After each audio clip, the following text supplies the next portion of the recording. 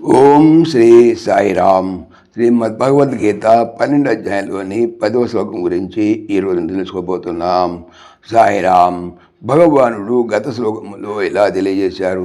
ఓ అర్జున, ఒకవేళ ఆ ప్రకారము మనస్సును నా యందు స్థిరముగా నిలుపుటకు నీకు శక్తి లేనిచో అతరి అభ్యాస యోగము చేయి నన్ను పొందుటకు ప్రయత్నింపుము. ఇక ఈరోజు చెప్పేటువంటి 10 శ్లోకములు అన్నారు భగవానుడు.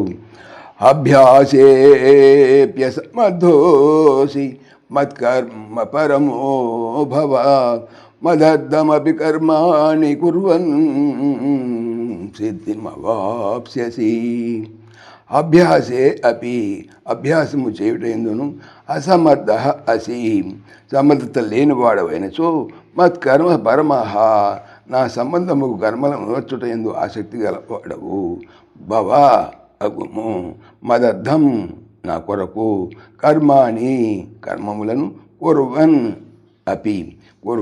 అపి చేయుచున్నను కూడా, సిద్ధిం అనగా మోక్ష సిద్ధిని, వాప్స్యసి పొందగలవు.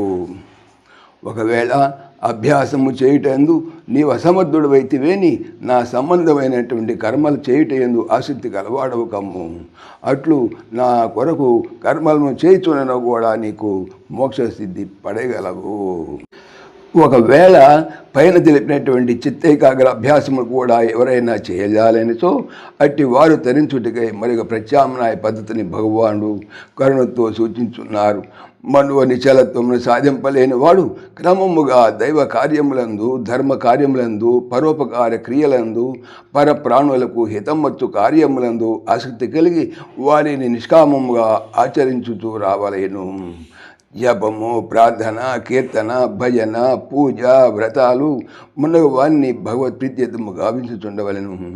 మత్కర్మ పరమో భవ అను దాని అర్థం ఇదే.